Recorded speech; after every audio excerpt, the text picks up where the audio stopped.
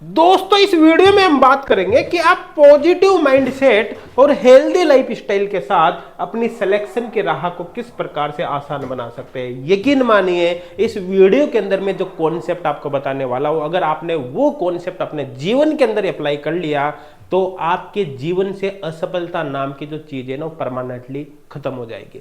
यहां पर इस वीडियो को देखने के बाद या इसमें बताई गई कॉन्सेप्ट को अपने जीवन में अप्लाई करने के बाद आपके जीवन से ये समस्याएं परमानेंटली खत्म हो जाएगी। आपके जीवन में कभी भी मोटिवेशन की कमी नहीं होगी। स्ट्रेस आपके जीवन से कोसों दूर चले जाएगा।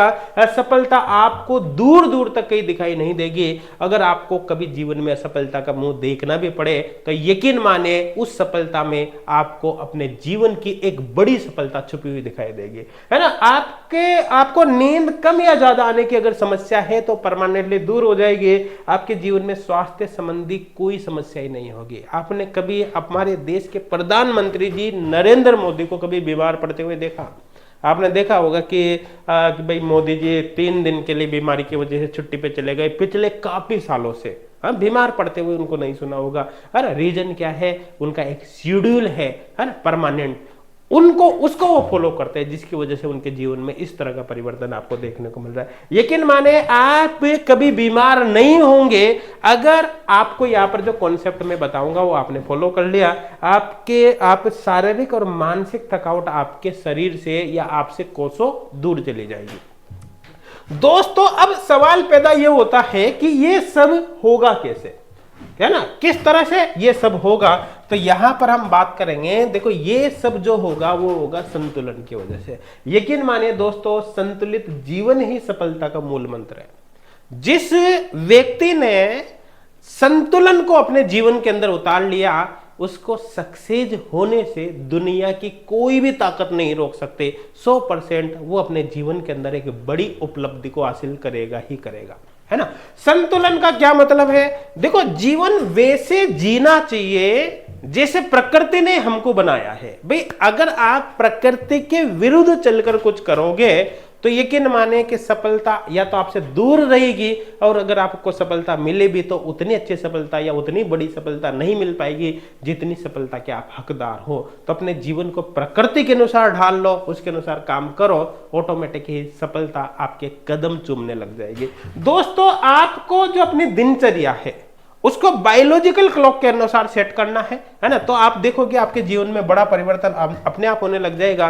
देखो अपने शरीर के अंदर जो डिफरेंट ऑर्गन्स होते हैं ये अलग अलग समय पर अलग अलग तरीके से एक्टिवेट रहते हैं। मतलब किस समय कौन सा ऑर्गन ज्यादा एक्टिव है, अगर आप अपने दैनिक जो कार्य है उसी के अनुसार अगर करते हो, जिस समय आपका जो ऑर्गन एक्टिव है उसके अनुसार, तो भैया बड़ा परिवर्तन आपको ऑटोमेटिक दिखाई देगा। एग्जाम्पल के चीज को मैं समझाता हूं।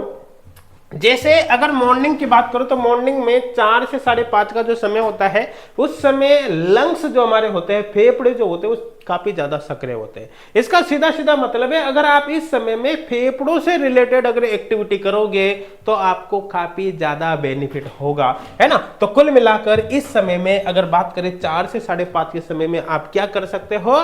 इस समय में आप 1 से 3 गिलास गुनगुना पानी पी सकते हो, या एक्सरसाइज कर सकते हो, यहाँ पर कुछ समय खुली हवा में जैसे छत की बालकनी वगैरह में टहल सकते हो, मेडिटेशन वगैरह कर सकते हैं, है ना। अच्छा एक बात यहाँ पर समझना, मैंने यहाँ पर लिखा है कि 4 से 5:30 के बीच में ये आपको करना है जर्नली। अगर कोई नहीं उठ पाता है तो जिस समय उठे उस समय कर लो भैया। और तो क्या आपको बताओ, कोशिश करो इस समय आप ये सब करो, है ना। तो इसका मतलब ये बिल्कुल भी नहीं कि 4 से 5:30 बजे तक ये सब कुछ करना है। अरे इस पूरी एक्टिविटी में आपका 25 to 30 मिनट का समय ही जाने वाला है ना। बाकी समय बचेगा ना, उस समय आपको बैठकर पढ़ाई करनी है। उस समय ऐसा नहीं कि पूरी टाइम ये एक्टिविटी आप कर रहे हो, नहीं, 25 से 30 मिनट पर्याप्त है, उसमें हो जाएगा। अगर इस समय आप ये एक्टिविटी करते हो, इस समय में आप उठते हो, तो भैया आपका शरीर स्वस्थ रहेगा, मन शांत रहेगा, ध्यान केंद्रित रहेगा, आपका पढ़ाई करने में ज्यादा मन लगेगा। यकीन मानिए दोस्तों, अगर आपको जो कुछ भी कोई भी जो काफी अच्छा सक्सेसफुल है, नॉर्मली किसी ने एग्जाम क्रैक कर लिया वो तो बहुत छोटी मोटी बात है, फिर बता रहा हूं मैं उस व्यक्ति की बात कर लेता हूं कि जो काफी ज्यादा सक्सेसफुल है। अगर आप उस व्यक्ति की जीवनी उठाकर देख लोगे तो आपको पता चलेगा मैक्सिमम लोगों के जीवनी में आपको ये देखने को मिलेगा कि मॉर्निंग में जल्दी उठते हैं।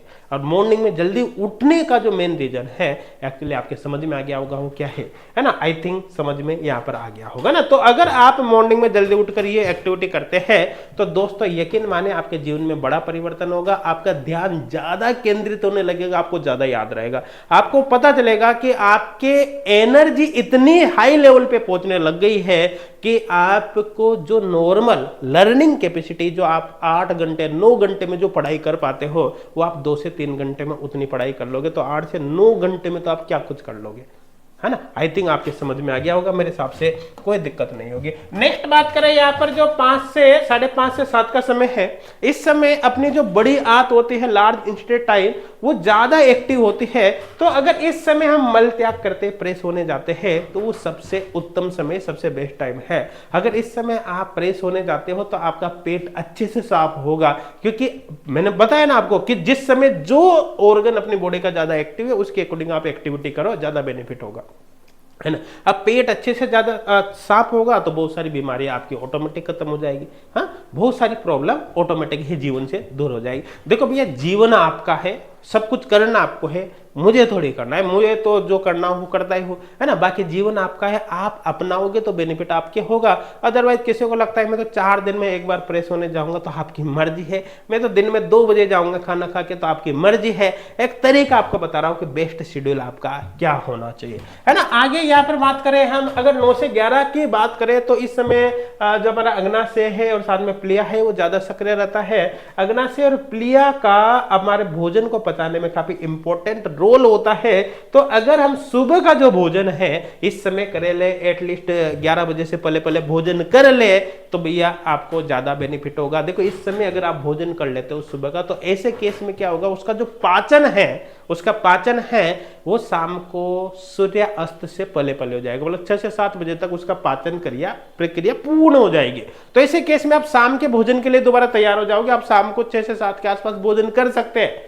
लेकिन अगर आपने भोजन ही भैया काफी सुबह कुछ हल्का फुल्का खा लिया और दिन में आप 2 बजे भोजन कर रहे हो या 1 बजे कर रहे हो, 12 बजे कर रहे हो, तो ऐसे केस में फिर आप शाम को जल्दी भोजन कर ही नहीं सकते, फिर आपको लेट नाइट भोजन करना पड़ेगा। एक्चुअली शाम का जो भोजन है वो 6 से 7 के समय में हो जाना चाहिए, सूर्य अस्त से पहले पहले हो जाना चाहिए, वो सबसे बेस्ट रहता है। अब आप यहाँ पर कह सकते हो भैया सर हम तो 6 से 7 बजे भोजन नहीं कर पाते, हम तो रात के 10 बजे या सोने से ठीक पहले ही भोजन कर पाते हैं। फिर आपको बता रहा हूं, आपका जीवन है, आप जैसी मर्जी आपकी हो वैसा आप कर सकते हो, कोई प्रॉब्लम वाली बात नहीं है। बस लेट नाइट भोजन करने के क्या नुकसान है आप वो एक बार जान सकते हैं। लेट नाइट भोजन करने से क्या होता है भैया, वजन बढ़ता है, अपच या फिर एसिडिटी की प्रॉब्लम होती है, शरीर में गैस बनती है, कब्ज की प्रॉब्लम होती है, नींद में दिक्कत आती है। ऐसे व्यक्ति बार बार 1-2 बार रात के अंदर उठ भी जाते हैं, है ना। मेटाबॉलिज्म में उनका धीमा हो जाता है, पाचन प्रक्रिया कुल मिला के स्लो हो जाते हैं। फ्यूचर में उनको मधुमेह, डायबिटीज की बीमारी होने के चांस बढ़ जाते हैं।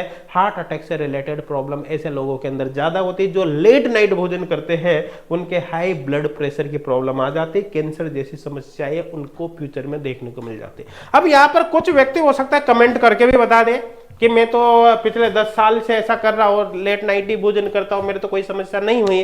भैया अभी चढ़ती जवानी है, बढ़ता हुआ खून है। जब आप कुछ समय बाद देखोगे, एक अच्छी खासे एज के बाद, तो आपको ये समस्याएं जीवन में ऑटोमेटिक देखने को मिलने लगेगी। फिर आप अपने घर वालों से कम और डॉक्टर से ज्यादा मिलोगे, ये गारंटी है ना। तो लेट नाइट अगर भोजन करते हो तो आप इसको छोड़ दे। कोशिश करें अगर 6 से 7 बजे तक भोजन नहीं भी कर पाओ तो 8 बजे तक तो भोजन कर ही ले। और गलती से 8 से लेट हो जाए तो भैया कोशिश करो फिर हल्का फुल्का, हाँ, कुछ सलाद वगैरह खा के रात में बिता लो, और जनरली फिर खाना वाना मत खाओ या बिल्कुल कम खा लो। आई थिंक क्लियर हो गया होगा, मेरे साथ समझ में आ गया होगा। अदरवाइज जल्दी भोजन करो, मैं तो ये कहूंगा, बाकी तो जीवन आपका है। ठीक है, देखो अब यहाँ पर अपन भोजन से रिलेटेड कुछ इंपॉर्टेंट पॉइंट्स के बारे में बात कर लेते हैं। जैसे यहाँ पर देखो, एक बात तो हमेशा ध्यान रखना कि जीने के लिए भोजन करें, खाने के लिए ना जिए, सबसे बड़ी बात। तो कुछ व्यक्तियों की यहाँ पर साइकोलॉजी ये हो सकती है कि हम तो भैया कमाते ही किस लिए है, ताकि ऐश कर सके, होटलों में इधर उधर खा सके, फास्ट फूड खा सके, फलाना कर सके, इसलिए तो कमाते, अदरवाइज कमाएंगे क्यों। जिंदगी में हमेशा ध्यान रखो कि जीने के लिए भोजन किया जाता है, भोजन के लिए नहीं जिया जाता। अगर आपको स्वस्थ लाइफ जीनी है तो इस बात को आप परमानेंटली अपने दिमाग के अंदर डाल लो। दोस्तों हमेशा ध्यान रखो, drink your food and eat your water. इसका मतलब क्या है, देखो ड्रिंक योर फूड, इसका सीधा सीधा मतलब देखो खाने को पिए। अब खाने को कैसे पियोगे, इसका सीधा सीधा मतलब है कि जब आप कुछ खाते हो, जैसे आप रोटी खा रहे हो, है ना, कुछ भी खा रहे हो, निवाला आपने मुंह के अंदर रखा, तो भैया उसको कम से कम 32 टाइम्स आप चबाओ। नॉर्मली साइंस भी यही कहते हैं, अगर अपन यहाँ पर देखेंगे, सर्च भी करेंगे तो आपको मिल जाएगा कि 32 टाइम्स उसको चबाना चाहिए एक बार खाते जो। उसको 32 टाइम चबाने की क्यों बोलते हैं, क्योंकि जब आप उसको 32 टाइम्स 32 बार चबाते हो तो ऐसे केस में बिल्कुल लिक्विड हो जाता है अपने मुंह के अंदर ही, और वो जो लिक्विड बन गया वो आपके पेट में जाता है, तो उसका पाचन बहुत आसानी से हो जाता है। लेकिन अगर आप जल्दबाजी में खाते हो तो ऐसे केस में क्या होगा कि आपने मोटे मोटे घास जो है ना, वो टुकड़े, रोटी के टुकड़े आपने पेट के अंदर डाल लिया। दांतों ने तो आपका कुछ काम किया नहीं, क्योंकि आपने तो सीधे ही उनको निगल लिया। तो ऐसे केस में वो उनको मिक्सचर बनाने का, उनको तोड़ने का काम आपकी आंतों को करना पड़ेगा। तो जो काम आपको दांतों को करना चाहिए वो काम आंतों को करना पड़ेगा। इससे क्या होता है, इससे आंतों को पर्याप्त विश्रांति नहीं मिल पाती, आराम नहीं मिल पाता, इससे पेट संबंधी कई प्रकार के विकार हो जाते हैं। इसलिए भोजन हमेशा चबा चबा के करना चाहिए, जब तक वो मुंह के अंदर लिक्विड ना हो जाए उसको निगलना नहीं चाहिए। मतलब कुल मिलाकर यहाँ पर बहुत जल्दी आपको नहीं करनी चाहिए। ईट योर वाटर से सीधा सीधा मतलब है कि पानी को खाओ। पानी को खाने से मतलब क्या है कि आप जल्दी जल्दी गट करके पानी मत पियो भैया, पानी जर्नली बैठ के पियो और घूट घूट करके धीरे धीरे आप पानी पियो, है ना। बहुत फर्क पड़ता है इन चीजों का अपने जीवन पर, है ना। सादा और संतुलित भोजन करें, है ना। फास्ट फूड, जंक फूड, ज्यादा तला भुना खाने से बचे। और अगर मान लो किसी को लगता है कि भाई मैं तो मरता हूं खाने के लिए, खाऊंगा मैं तो कुछ भी हो जाए, अरे भैया महीने में 1-2 बार खा ले, हाँ, लेकिन रेगुलर रूटीन में इन चीजों को कभी मत रखो। ये बहुत ज्यादा नुकसानदायक है, स्वास्थ्य अपना खराब होता है ना। और जब स्वास्थ्य खराब होता है तो कहीं ना कहीं उसका असर आपकी पढ़ाई पर भी फिर होता ही है ना। फास्ट फूड वगैरह समझ ही गए होंगे, है ना, कचौरी समोसा वगैरह आ गया, जंक फूड्स वगैरह जो प्रोसेस्ड स्नैक्स होते हैं, है ना, वो यहाँ पर आप देख सकते हैं, पिज्जा वगैरह सब इस कैटेगरी में आ जाएगा ना। ज्यादा तला भुना खाना खाने से बचना चाहिए। पकौड़ी, पूड़ी, पराठे वगैरह सबको इंटरेस्ट होता है, अच्छी लगती है चीजें, लेकिन कहीं ना कहीं स्वास्थ्य पर असर डालते हैं। सादा खाना खाना चाहिए, संतुलित खाना यहाँ पर खाना चाहिए। अपने खाने में सलाद को ज्यादा यहाँ पर शामिल कर सकते हैं, है ना। फिर बता रहा हूँ कि पूड़ी, पराठा, टिक्का वगैरह ये ज्यादा नहीं खाना चाहिए। लेकिन अगर आपको खाने की इच्छा भी हो, कभी कभी आपको खाना भी है, तो भैया इनको सुबह के समय खाए, शाम के समय तो कम से कम खाने से आपको बचे। अब होता क्या, एक बहुत सी मजबूरी भी होती है, जैसे कहीं पर शादी वगैरह में गए तो खाना शाम को ही होता है अच्छा खासा, है ना, तो वहां पर भी बचे, हल्का फुल्का खा ले, ज्यादा ना खाए, है ना। तो शाम को ज्यादा खाना नहीं खाना चाहिए। देखो सुबह का खाना आप भर पेट कर सकते हैं, कोई दिक्कत नहीं, लेकिन फिर भी पेट का 1/4 हिस्सा हमेशा खाली रखना है ना। पेट का 1/4 हिस्सा क्यों खाली रखना होता है, क्योंकि अगर आपने भर पेट के दबा के खा लिया तो भैया फिर आप पढ़ाई नहीं कर सकते तुरंत, है ना, फिर आप बैठ नहीं सकते, है ना, फिर आप कुछ भी कर लो पढ़ाई तो आपसे नहीं होगी। इसलिए पेट का थोड़ा बहुत हिस्सा आपको हमेशा खाली रखना है, ताकि आप दोबारा काम पे लग सको। रात को हल्का फुल्का भोजन करें, ज्यादा भारी खाना ना खाए, कम खाए रात को। और हमारे शरीर के लिए 2 टाइम का खाना पर्याप्त होता है, सुबह खा लिया, शाम को खा लिया, दिन में खाने की जरूरत नहीं होती। लेकिन फिर भी किसी न किसी की आदत है कि नहीं भाई मैं दिन में खाऊंगा, तो हल्का फुल्का 2 से 3 बजे के आसपास दिन में आप खा सकते हो। हाँ, बाकी ज्यादा कुछ अपन को नीड यहाँ पर नहीं होती है, ठीक है। आपको रात में सोने से 3 घंटे पहले भोजन कर लेना चाहिए। ज्यादा रात को भोजन बिल्कुल भी नहीं करना चाहिए, है ना। जैसे मैंने बताया ना, आपको शाम को 6 से 7 के बीच भोजन कर लेना चाहिए, क्योंकि देर रात भोजन करने की बहुत सारी समस्याएं बात करी थी मैंने, है ना। और जब आप भोजन करो तो भैया भोजन करने से 30 मिनट पहले ही, एटलीस्ट 30 मिनट पहले ही पानी पी लो। भोजन के दौरान बिल्कुल भी पानी ना पिए, और भोजन करने के बाद 40 से 60 मिनट बाद फिर पानी पीना चाहिए। देखो भोजन के दौरान पानी क्यों नहीं पीना चाहिए, बहुत से लोगों की तो आदत होती है ना, वो खाना कम खाते हैं, पानी ज्यादा पीते हैं। उसका देखो, भोजन करते समय पानी पीने से क्या होता है कि आपके स्टोमच के अंदर जो पाचक रसों का सिक्रेशन हो रहा है, उसका भी पानी की वजह से डाइल्यूशन हो जाता है, फिर पाचन अच्छे से नहीं होती, उससे कई प्रकार के प्रॉब्लम फिर पेट संबंधी हो जाती है ना। तो आई थिंक बचना चाहिए, भोजन करते समय पानी नहीं पीना चाहिए। अगर पीना भी पड़े, किसी की है भाई मिर्ची लग गई, कुछ हो गया, तो एक दो घूंट पी लो, ज्यादा मत पियो, है ना। ज्यादा ठंडा या गर्म पानी नहीं पीना चाहिए, फ्रिज वगैरह के पानी से हमेशा बचना चाहिए। गर्मी में भी नॉर्मल पानी ही पीना चाहिए और सर्दी में भी नॉर्मल ही पीना चाहिए। ज्यादा गर्म और ज्यादा ठंडा दोनों ही नुकसानदायक होता है। देखो, भोजन करने के बाद थोड़ा बहुत आप 100-150 कदम टहल सकते हैं, लेकिन भोजन करने के बाद ज्यादा फिजिकल एक्टिविटी ना करें। भोजन करने के तुरंत बाद आप व्यायाम, तैराकी, सोना या स्नान, नहाना भी नहीं है, भोजन करने के तुरंत बाद नहीं नहाना चाहिए और उससे पाचन क्रिया अफेक्ट होते हैं, है ना। तनावपूर्ण गतिविधियां आदि करने से आपको बचना चाहिए। आई थिंक क्लियर हो गया होगा। सोने की अगर बात करें तो आपको 9 से 11 बजे सो जाना चाहिए। बहुत से स्टूडेंट बोल सकते हैं हम तो पढ़ते रात के 2 बजे तक है, भैया सबका अलग अलग रूटीन हो सकता है। मैं बता रहा हूं बेस्ट प्रैक्टिस ये होनी चाहिए, बाकी जीवन आपका ही, फिर बता रहा हूं, है ना। जो व्यक्ति कहते हैं हम तो रात में पढ़ने से ज्यादा दिमाग लगता है, तो भैया मान के चलना उन्होंने रूटीन को कभी फॉलो करके नहीं देखा ना, इसलिए पता ही नहीं ना। उनको एक साइड पता है कि या करने से ज्यादा दिमाग लग रहा है, दूसरी साइड उनको पता नहीं, इसलिए वो ऐसा बोलते हैं। दोनों चीजों को आजमा के देख लेना, आपको डिफरेंस पता चल जाएगा। आई थिंक क्लियर हो गया होगा। अगर आप 9 से 11 के बीच में सो जाते हो तो भैया आपके शरीर को सबसे ज्यादा आराम मिलता है, और इस समय नहीं सोने वालों की बुद्धि और शरीर में थकावट बनी रहती है, पूरे दिन उनका मायूसी से गुजर जाता है। रात को 10 बजे के आसपास अपने शरीर के अंदर एक्चुअली मेलाटोनिन नामक हार्मोन का सिक्रेशन ज्यादा होता है। ये इस हार्मोन की वजह से अपने नींद आने की प्रोबेबिलिटी इस समय बढ़ जाती है। अगर आप इस समय सोते हो तो नींद काफी अच्छी आएगी, और नींद काफी अच्छी आने से अपना इम्यूनिटी जो सिस्टम होता है मजबूत हो जाता है, जिससे बीमारी वगैरह होने के चांस कम हो जाते हैं, तनाव कम हो जाता है, और आपकी याददाश्त जो है ना वो बढ़ जाती है, एकाग्रता मतलब आपका ध्यान बढ़ जाता है। आई थिंक क्लियर हो गया होगा। आगे यहाँ पर बात करें, जो व्यक्ति 9 से 11 के बीच में नहीं सोते हैं उनके जीवन में कई प्रकार की समस्याएं होती है। आप देख सकते हैं उनके आज नहीं फ्यूचर में उनको ये समस्याएं देखने को मिल सकती है। स्पाइनल कॉर्ड से रिलेटेड हो सकते हैं, नींद नहीं आने या कम आने की समस्या हो सकती है, सुबह उठने में उनके प्रॉब्लम हो सकते हैं, सुबह उठने के बाद दिन में थकावट उनको ज्यादा महसूस होगी, उनका शरीर में उदासी और मायूसी का बना रहना आपको नॉर्मली देखने को मिल जाएगा। थोड़ा बहुत काम करने पर उनको थकावट होने लग जाएगी, इसलिए जल्दी सोना चाहिए रात में। अरे रात में जल्दी सो गए तो सुबह उठ भी तो जल्दी गए ना, तो सुबह उठ के पढ़ना, है ना। बाकी जीवन आपका है, आप जैसे एडजस्ट करो, है ना। ये मैं एक बेस्ट प्रैक्टिस बता रहा हूं, बाकी आप अपना शेड्यूल खुद डिसाइड कर सकते हैं। सोने से पहले हमेशा एक बात ध्यान देना, देखो ध्यान देना, एक अच्छी जो नींद है ना, अच्छी नींद एक स्वस्थ दिमाग का राज है, ये मान लो, है ना। नींद एक ऐसी दवा है जो सभी बीमारियों को दूर करते है, ये बात फिक्स है भैया, है ना। अच्छी नींद है, आधी बीमारियां ऐसे ही खत्म हो जाएगी। प्रतिदिन 6 से 8 घंटा सो, मिनिमम 6 घंटे तो सोना ही चाहिए। 8 घंटे तक सो लो, कोई दिक्कत नहीं, 8 से ज्यादा भी मत सो, है ना। फिर आपके प्रॉब्लम है, आपका सारा समय उधर जाने लग जाएगा। सोने से पहले स्क्रीन से थोड़ा दूर रहिए, जैसे होता है ना कि बहुत से रजाई में भी मोबाइल देखते रहते हैं, अरे वो मत करो भाई। जब सोने आप जा रहे हो ना, उसके कुछ समय पहले आप मोबाइल को एटलीस्ट रख दो, है ना, वो ज्यादा बेटर है। सोने से पहले उन सभी व्यवधानों को खत्म कर ले जो आपको डिस्टर्ब कर सकते हैं, है ना। जैसे आप टॉयलेट करके सोए, साथ में पानी उनी पी के सोए, ताकि आपको बार बार ना उठना पड़े, है ना, ताकि नींद आपको अच्छी आ सके। डेली आपको निश्चित समय पर ही सोना है, ऐसा नहीं कि एक दिन तो 10 बजे सो रहे हो, एक दिन 12 बजे, एक में रात में 2 दिन।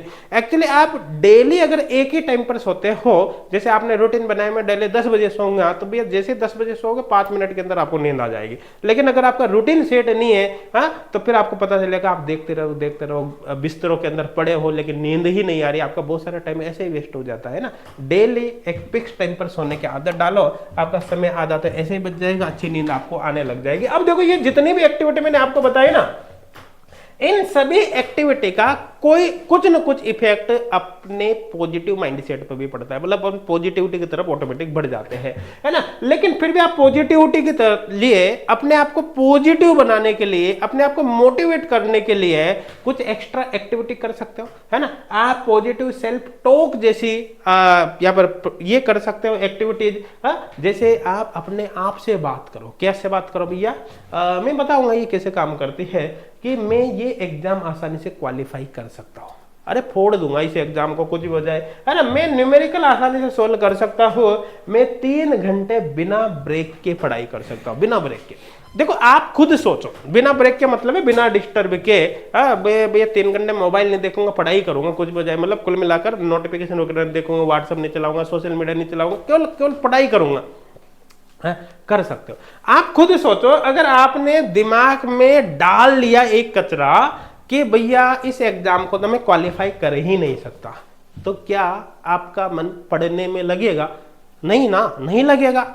तो कुल मिलाकर आपको पॉजिटिव थॉट से अपने आप को भरना है, तो ऑटोमेटिकली आपका मन वो काम करने के लिए आपको प्रेरित कर देगा और आप उस काम को करने लग जाओगे ना। इसलिए पॉजिटिव थॉट जरूरी होते हैं। मेडिटेशन वगैरह करने से भी ध्यान केंद्रित होता है, साथ के साथ ही भैया उन लोगों से ज्यादा बात करो जिनकी पॉजिटिव थिंकिंग है, जो आपको सकारात्मकता की तरफ प्रेरित कर सके, उत्साहित कर सके। नेगेटिव थिंकिंग वाले लोगों से बचे।